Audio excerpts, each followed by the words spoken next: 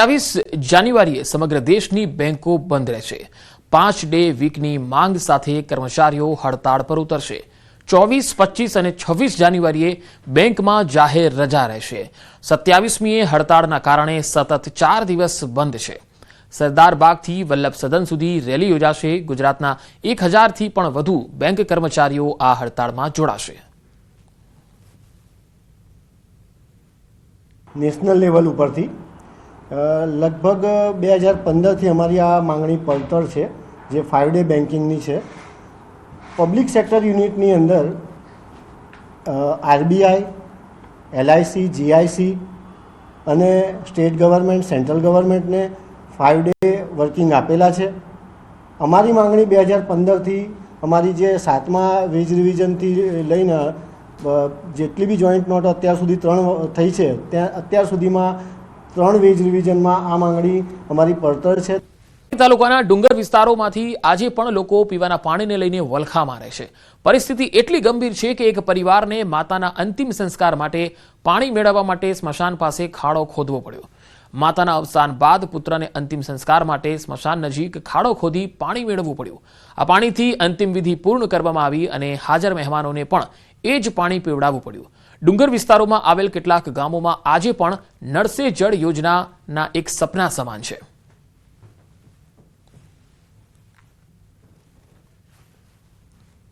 નથી એક તમારો જ્યારે બારમું થાય તે પહેલાં પાણી વાપરવાનું નથી અને અમારો અત્યારમાં 1 કિલોમીટરથી દૂર પાણી લાવવું જવા પડે।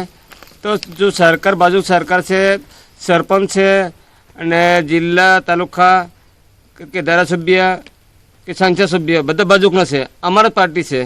હું લગભગ 2002માંથી જ આગેવાન કર્યો છું। 2002થી આ બાજુ સરકારને વોટ આપું છું। તો બાજુ સરકાર મને હું કહે છે કે પાણીનું બીજું કશું નહીં જોતું, મને પાણીનું વ્યવસ્થા કરી આપો। બાજુ સરકારનો હમ વાત બોલીએ ને તો બાજુ સરકાર જલમેલ કાઢવાનું કે આવું કરી નાખવાનું, તેવું કરી નાખવાનું, અમે કોઈ તમને કામ ના આપો એ કહે છે। અને જ્યારે તમે વોટ જોઈએ ને ત્યારે મારા ગામમાં 200 વોટથી વોટિંગ થાય છે, એના માટે મને તમે કહે છે તો હું તમને આ સપોર્ટ કરું છું। તો આજે તમે મારા પર આરોપ મૂકો છો, અત્યારમાં પાણી વ્યવસ્થા નથી અને તમે આ જુઓ છે કે કેટલા દૂર છે અને તમારું કોઈનું મોકલ્યા પણ ચેકિંગ કરવા, તપાસ કરવા પાણી માટે। મારી મા મરી ગઈ એને માટે હું પાણીનો ખાડો ખોદીને અને જે મહેમાન આવી એને બધાને આ પાણી આપ્યું કે ભાઈ 500 ફૂટનું બુરું ઉતારી આપીએ, પાણીની વ્યવસ્થા કરી આપો, બાકી બીજું કોઈ અમારો કહેવાનું નહીં। ખૂબ તકલીફ છે અમારે। 1 કિલોમીટર પાણી ભરવા જવું પડે। જ્યારે અમારું મરણ થઈ ગયું હોય ત્યારે વિધિ કરીએ ત્યારે માતાને નવડો પડે, વિધિ કરવું પડે ત્યારે પાણીની તકલીફ પડે જઈએ। એ જ અમારી સરકારને વિનંતી છે કે પાણીની વ્યવસ્થા કરી આપે। જેમ તેમ કરીને એક નદીએ પણ નાવી આવીએ, પણ જ્યારે મરણ થાય તેને કેવી રીતે અમે નદીએ લઈ જઈએ? તો એટલી જ મારી માંગ છે કે ખરેખર અમારી આ તકલીફને વિકાસ કરી આપે અને પાણીની વ્યવસ્થા કરી આપે। સંપ બનાવ્યા ખરા, પણ જે સંપથી ટાંકી બનાવી છે ગામમાં ટાંકી સુધી પાણી હજુ પહોંચ્યું નથી અને જે ફળિયાને જોડતા નળ કનેક્શન જે કરવાના છે એ પણ બાકી છે। પાણી ના રહે તે સમયે થોડું પાછું આગળ જવું પડશે, બીજી ખીણ છે ત્યાં આગળ। આવી પરિસ્થિતિ તો છે, અમારી ત્યાં ઘણી બધી મુશ્કેલીઓ। પાઇપલાઇનો પહોંચાડે અને લોકો સુધી પાણી પહોંચે એવી માંગ છે અમારી। સ્થાનિક લોકોનું કહેવું છે કે પીવાના પાણી માટે કરોડો રૂપિયાની યોજનાઓ મંજૂર થઈ છે, પરંતુ જમીન પર તેનો કોઈ અસરકારક અમલ થયો નથી। આઝાદીના અનેક વર્ષો વીતી ગયા છતાં ડુંગર વિસ્તારના લોકો આજે પણ મૂળભૂત સુવિધા માટે સંઘર્ષ કરી રહ્યા છે। જિલ્લાના પ્રયોજના અધિકારી પણ સમસ્યા હોવાનું કબૂલ કરી રહ્યા છે। તેમણે ઉકેલ લાવવા પ્રયાસ કરવા માહિતી આપી। જ્યાં પાણીની થોડી પ્રશ્ન છે તો એના માટે આપણે કુપ્પા યોજના ચાલી રહી છે। તો આ જેવી પૂર્ણ થશે એમાં પાણીની ઘણી બધી પીવાના પાણીની પ્રોબ્લેમ સોલ્વ થઈ જશે એવો સમજમાં આવ્યો છે। સરકાર દ્વારા અહીં જ આ નર્મદા નદી જે વહે છે તેની બાજુમાં કુપ્પા ગામ છે કે જ્યાં કુપ્પા પાણી પુરવઠાની યોજના લાગુ કરવામાં આવી 92 કરોડના ખર્ચે, પરંતુ અહીંથી 2 કિલોમીટરના અંતરમાં છે અને ગામના લોકોને જ પીવાનું પાણી મળતું નથી। સેજબ ખત્રી, ન્યૂઝ 18 ગુજરાતી, છોટાઉદેપુર। તો હાલમાં જ પાણી પુરવઠા મંત્રી જિલ્લાની સૌથી મોટી યોજનાનું નિરીક્ષણ કરવા આવ્યા હતા, પરંતુ યોજના નિર્ધારિત સમય મર્યાદામાં કેમ પૂરી થતી નથી એ દિશામાં કોઈ નક્કર પગલાં લેવાતા નથી। યોજના પ્રગતિમાં છે એવું કહીને સંતોષ તેમણે માની લીધો। 5 વર્ષ સુધી આ કોન્ટ્રાક્ટર ચાલુ કર્યા પછી એ પોતે ચલાવશે અને પછી જ સરકારને આપશે। કામગીરી પ્રગતિમાં ચાલી રહી છે। ટૂંક સમયમાં એ કામગીરી પૂર્ણ થયેલી પણ એ વિસ્તારના લોકોને કે જે પહાડી વિસ્તાર છે અને નીચે નદીમાંથી લગભગ 335 મીટર ઊંચાઈ ઉપર પાણી લઈ જઈને ઉપર સમ બંધાઈને ધીરે ધીરે પાણી આ બધા ગામોને મળવાનું છે. સુરેન્દ્રનગરના થાન પોલીસ મથકમાંથી નાસી છૂટેલા આરોપી મહંત રામદાસ બાપુ ગોધરાથી ઝડપાયા. ઇનામી ટિકિટ ડ્રોમાં છેતરપિંડીના ગુનામાં અનસુયા આશ્રમના મહંત રામદાસ બાપુની થાન પોલીસે ધરપકડ કરી. લોકઅપમાં રાખ્યા બાદ રામદાસ બાપુની તબિયત ખરાબ થઈ ગઈ. તેમને બહાર કાઢવામાં આવતા પોલીસને ચકમો આપીને નાસી છૂટ્યા. થાન પોલીસે બાતમીના આધારે રામદાસ બાપુને ગોધરા ખાતે આવેલા એક આશ્રમથી પકડી લીધા. થાન પોલીસે ઇનામી ટિકિટના 6 આયોજકો તેમજ આશ્રમના મહંત રામદાસ બાપુ સામે ફરિયાદ બાદ ધરપકડ કરી. થાનના તરણીતર ખાતે શ્રીકૃષ્ણ ગૌશાળા અને અનસુયા આશ્રમ અમરાપરના લાભાર્થે આયોજકો દ્વારા ડ્રો રદ કરી નાસી છૂટતા ટિકિટ ખરીદનાર લોકોએ હોબાળો મચાવ્યો હતો અને ફરિયાદ કરી હતી. સુરતના માંડવી તાલુકાના કરંજ ગામે ટોલ નાકા પર મારામારીનો એક વિડીયો વાયરલ થયો, જ્યાં કાર ચાલક અને ટેમ્પો ચાલક વચ્ચે રોડ પર ઘર્ષણ થયું, જેમાં કાર ચાલકે ટેમ્પો ચાલકને યોગ્ય રીતે વાહન હંકારવા કહેતા મામલો ગરમાયો હતો. જે બાદ ટેમ્પોમાં બેઠેલા 2 શખ્સોએ કાર ચાલકને ઢોર માર માર્યો. કાર ચાલક સ્થાનિક હોવાથી લોકોનું ટોળું એકત્ર થયું અને બાદમાં ટેમ્પો ચાલક સાથે સ્થાનિકોએ મારપીટ કરી હતી. ટેમ્પા ચાલક તેમજ અન્ય શખ્સો હાલ પોલીસ હવાલે છે. તો સુરતના કારંજનો એક વિડીયો જે છે સામે આવ્યો હતો. ટોલનાકા પર વાહન ચાલકો વચ્ચે મારામારી થઈ ગઈ હતી. કાર ચાલક ટેમ્પા ચાલક વચ્ચે આ મારામારી થઈ હતી.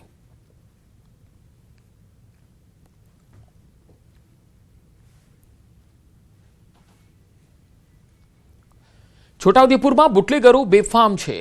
પાવી જેતપુર વન કુટીર પાસે બેરિકેડિંગ તોડીને ભાગ્યો બુટલેગર. પોલીસે દારૂ ભરેલી કાર રોકવા બેરિકેડિંગ કર્યું અને પોલીસે બુટલેગરનો 1 કિલોમીટર દૂર સુધી ફિલ્મી ઢબે પીછો કરતા આ બુટલેગર ગાડી મૂકીને જ ફરાર થઈ ગયો. પોલીસે કારમાંથી 1.71 લાખનો વિદેશી દારૂનો જથ્થો જપ્ત કર્યો છે. સમગ્ર ઘટના સીસીટીવીમાં પણ કેદ થઈ છે. આ તસવીરો જુઓ. આ કાર તમે જોઈ શકો છો, જેમાં જે બુટલેગર છે એ ભાગી રહ્યો છે. બેરિકેડિંગ તોડીને આ બુટલેગર ભાગ્યો હતો, કારણ કે તેને હવે પકડાઈ જવાની બીક હતી. એક તો દારૂ લઈને જવાનું, દારૂ વેચવાનું કામ કરવાનું, અને પછી પોલીસ આવે એટલે આ પ્રકારે તે સ્પીડમાં ગાડી ભગાવે છે. અહીંયા તમે તસવીરોમાં જોઈ શકો છો. હાલ 1.71 લાખનો વિદેશી દારૂનો જથ્થો જપ્ત કરાયો છે અને પોલીસ હવે આ બુટલેગરને લઈને આગળની તપાસ કરી રહી છે.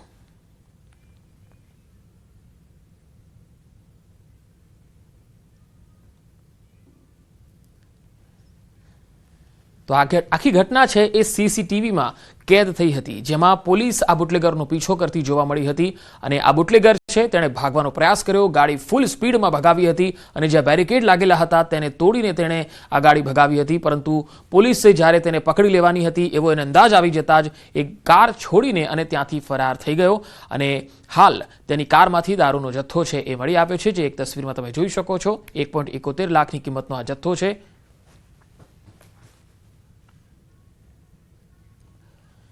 રાજકોટના જસદણ આટકોટ રોડ વચ્ચે અકસ્માત થયો. રામાધણી એલામેન્ટની દુકાન નજીક સામસામે 2 વ્હીલર અથડાયા. સમગ્ર ઘટના સીસીટીવીમાં કેદ થઈ છે. અકસ્માત સર્જાતા 2 વ્હીલર ચાલકને ઈજા પહોંચી. ઈજા પહોંચતા સારવાર માટે હોસ્પિટલ ખસેડાયો છે.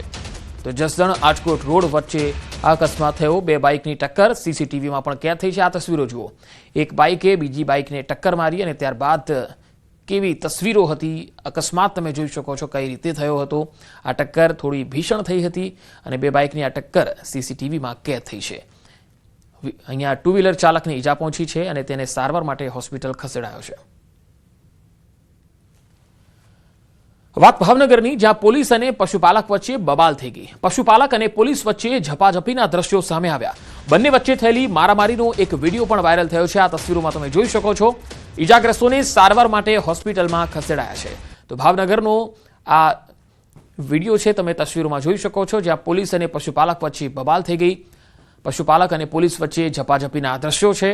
જોકે કારણ શું હતું તેને લઈને હજુ સ્પષ્ટતા થવાની બાકી છે. ઈજાગ્રસ્તોને હાલ સારવાર માટે ખસેડાયા છે.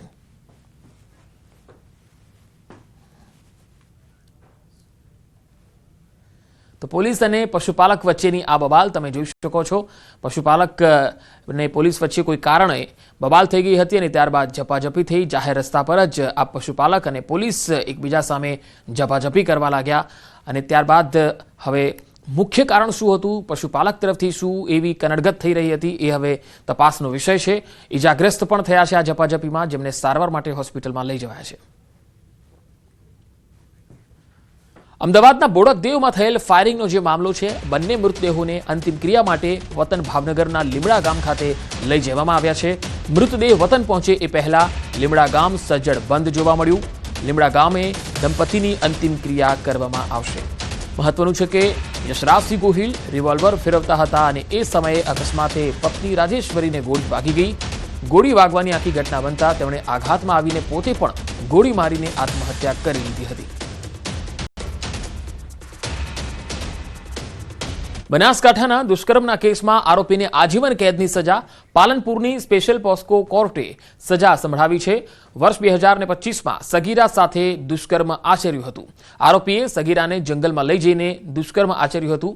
ત્યારે પાલનપુરની સ્પેશિયલ પોક્સો કોર્ટે સજા સંભળાવી છે અને વર્ષ 2025માં આ સગીરા સાથે આ બનાવ બન્યો હતો. આરોપીએ સગીરાને જંગલમાં લઈ જઈ અને દુષ્કર્મ આચર્યું હતું. ઘોઘા પોલીસ સ્ટેશનમાં કર્મીએ આપઘાત કરી લીધો. ઝેરી દવા પીને પોલીસ કર્મીએ જીવન ટૂંકાવી લીધું. હેડ કોન્સ્ટેબલ દિગ્વિજયસિંહ ગોહિલે આપઘાત કરી લીધો. અગમ્ય કારણોસર ઝેરી દવા ગટગટાવી અને જીવન ટૂંકાવ્યું. આ સમગ્ર મામલે હવે પોલીસ તપાસ કરી રહી છે. આ આપઘાતનું કારણ શું છે તેની શોધખોળમાં પોલીસ લાગી ગઈ છે. તો માવઠાને લઈને મોટા સમાચાર. 1.5 કલાકમાં કચ્છમાં પડી શકે છે માવઠું. હવામાન નિષ્ણાત અથરેયા શેટ્ટીનું અનુમાન છે. વેસ્ટર્ન ડિસ્ટર્બન્સની શરૂ થઈ રહી છે અસર. ગુજરાતના ખેડૂતો માટે આ માઠા સમાચાર કહી શકાય. 1.5 થી 2 કલાકમાં કચ્છમાં માવઠું પડી શકે છે. હવામાન નિષ્ણાત અથરેયા શેટ્ટીએ અનુમાન વ્યક્ત કર્યું છે. વેસ્ટર્ન ડિસ્ટર્બન્સની અસર પણ શરૂ થઈ રહી છે. કે 3 નિષ્ણાતોની 3 મોટી આગાહી આવી છે. હવામાન વિભાગના મતે આજે રાજ્યના કેટલાક વિસ્તારોમાં ત્રાટકશે માવઠું. જી હા, કચ્છ, બનાસકાંઠા અને પાટણમાં વીજળીના કડાકા સાથે વરસાદની શક્યતા છે. આગામી 24 કલાક બાદ 2 દિવસ ઠંડીનું જોર વધશે. તો અમદાવાદમાં 16.8 ડિગ્રી તાપમાન નોંધાયું. માછીમારોને 2 દિવસ દરિયો ન ખેડવાની સૂચના પણ અપાઈ છે. જોકે હવામાન નિષ્ણાત અંબાલાલના મતે 22 થી 28મી જાન્યુઆરી સુધી ખેડૂતો માટે ભારે રહી શકે. જેમાં 22મી થી ઉત્તર ભારતમાં હવામાન પલટાશે. તો 24મી તારીખથી ફરી પશ્ચિમી વિક્ષેપ આવશે અને એ પહેલા તેજ પવનનો મારો રહેશે. એટલે કે ખેડૂતો માટે 24મી થી ડબલ આકાશી આફત રહેશે, જેના કારણે ખેડૂતોના પાકને અસર થઈ શકે. હવામાન નિષ્ણાત અથરેયા શેટ્ટીના મતે સૌરાષ્ટ્ર કચ્છમાં થઈ શકે છે માવઠું, જેમાં ગુરુવાર રાત દરમિયાન માવઠાની સંભાવના છે. તો સાથે ફરી આવી રહ્યો છે કડકડતી ઠંડીનો રાઉન્ડ, જેમાં 24 થી 26 જાન્યુઆરી દરમિયાન કાતિલ ઠંડી સંભવ છે. સિંગલ ડિજિટમાં પહોંચી શકે છે લઘુત્તમ તાપમાન.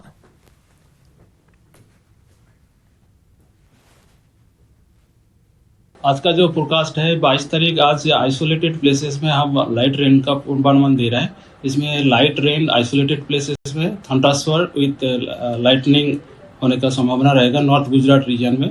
इसमें जो डिस्ट्रिक्ट सौराष्ट्र कोस्ट में आ रहा है सो कच्छ का नॉर्दर्न पार्ट में रहेगा और जो नॉर्थ गुजरात की बनासकांठा और पाटन के लिए दिया गया है.